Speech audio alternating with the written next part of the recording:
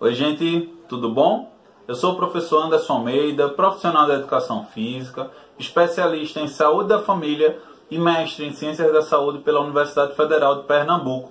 Hoje eu vim conversar aqui um pouquinho com vocês sobre o olhar da educação física perante as incertezas que a gente vem passando, por conta da pandemia que vem assombrando o mundo, essa pandemia do novo coronavírus, tá? Primeiramente, a primeira questão, na verdade, que eu queria trazer para vocês é em relação às queixas respiratórias dos pacientes acometidos por esse vírus, tá? Normalmente, os pacientes trazem muitas queixas de dispneia, tá? O que seria dispneia? Nada mais que a falta de ar. Mas por que essa falta de ar acontece, né? Na medida em que esse vírus afeta drasticamente o nosso trato respiratório, os pulmões ficam inflamados, ficam inchados, tá? E a gente não consegue fazer a troca gasosa com a corrente sanguínea, tá? A gente não consegue fazer de forma harmônica a hematose, que é a troca gasosa, tá? Quando a gente faz um movimento de inspiração, a gente está colocando para dentro dos nossos pulmões o oxigênio. E aí, esse oxigênio sai dos pulmões e entra na corrente sanguínea, tá? De forma semelhante, o gás carbônico que está dentro da corrente sanguínea tem que ir para dentro dos pulmões para ser expelido do nosso corpo, através do movimento de expiração. Então, todo esse fenômeno fica comprometido, nesses pacientes que são acometidos pelo novo coronavírus, tá? Na medida em que esses indivíduos têm esse sistema cardiorrespiratório aí mais comprometido, ele tem uma redução muito grande no condicionamento cardiorrespiratório, óbvio, Na medida em que esse trato respiratório foi danificado por esse vírus, o indivíduo aí vai ter algumas sequelas depois que passar por essa pandemia, tá? Então essa é uma questão muito importante que a gente, que nós profissionais de educação física precisamos estar preparados, para poder atuar com essa população, atuar com essas pessoas que foram acometidas por esse vírus, tá?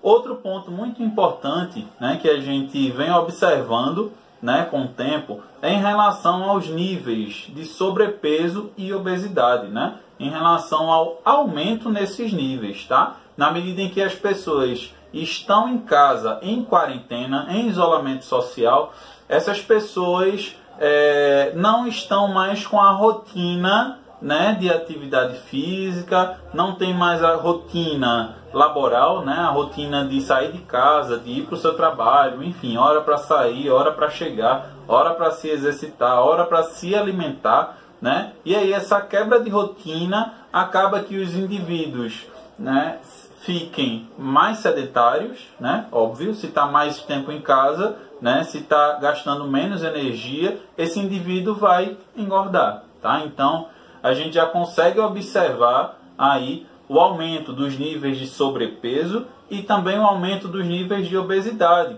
que eram os indivíduos que já tinham sobrepeso antes da pandemia e que por conta de todas essas questões aí de isolamento social, acabaram acumulando mais gordura corporal e aí migraram para o grupo dos obesos, trazendo aí sérias complicações para o seu organismo, para o seu corpo, tá? E aí a gente vê a importância da prática de atividade física para essas pessoas, tá? Tanto para as pessoas que foram acometidas, pelo coronavírus, quanto pelos indivíduos que não foram acometidos pelo vírus, mas que por conta desse isolamento social, tiveram aí a saúde prejudicada, tá? Os governantes, aí de vários estados, na verdade, de vários países do mundo, fecharam as academias, tomaram essa medida aí como forma de não aumentar a curva de contágio pelo vírus, e foi uma medida muito assertiva, na medida em que a gente precisava o máximo possível aí desse distanciamento social, tá? Só que por conta dessas medidas de distanciamento social, os indivíduos estão mais em casa e estão mais sedentários, né? E aí, as pessoas que saíam de casa para se exercitar, hoje estão dentro de casa e sem fazer exercícios, né? Mas aí, muitos profissionais de educação física tiveram que se reinventar, tá? Tiveram que se reinventar na medida em que precisavam chegar nas casas dessas pessoas para levar aí qualidade de vida, né? Para levar um estilo de vida ativo para essas pessoas. E então, mergulharam aí na coisa do atendimento à distância, né? No atendimento online, né? Por acesso remoto. E aí isso foi uma estratégia que cresceu muito na área, tá? Então, depois que toda essa pandemia aí passar, né? Muita gente vai voltar a se exercitar nos parques, nas academias, nos estúdios, né? Da mesma forma que tem muita gente que se acostumou a esse novo método, né, de treinamento em casa, por conta da comodidade, né? Por conta aí da segurança, né? Até porque quando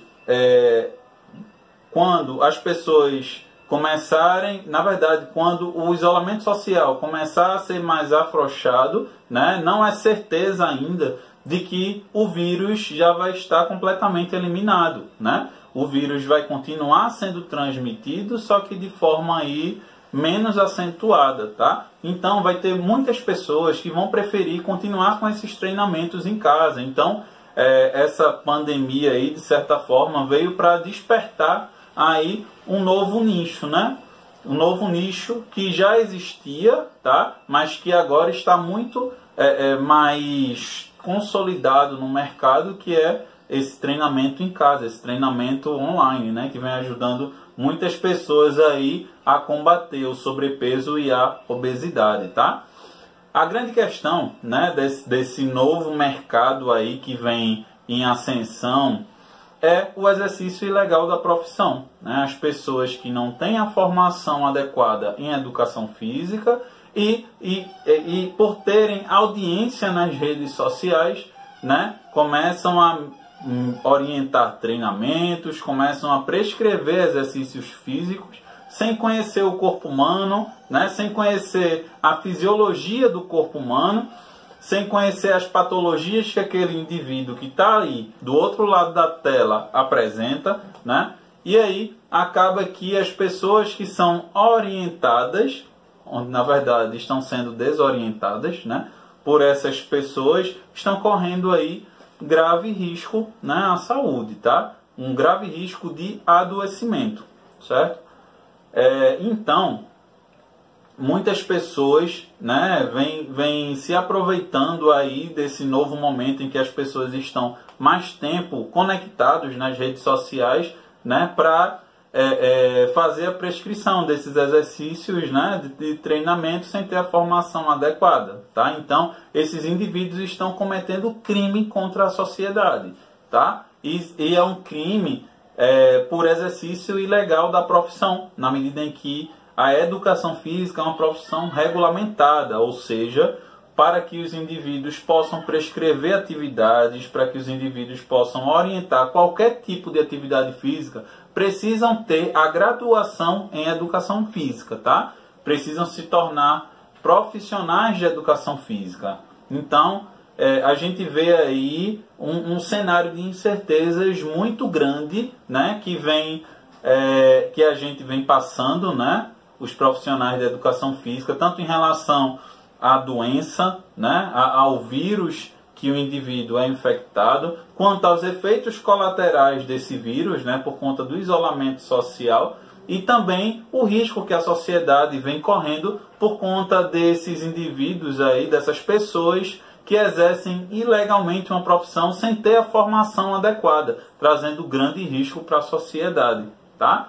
Então, eu gostaria de agradecer aqui, né, a presença de vocês aí do outro lado, me escutando aí por esses quase 10 minutinhos, tá? E é isso, tá, gente? Então, obrigadão aí pela paciência de vocês, e é isso. Valeu!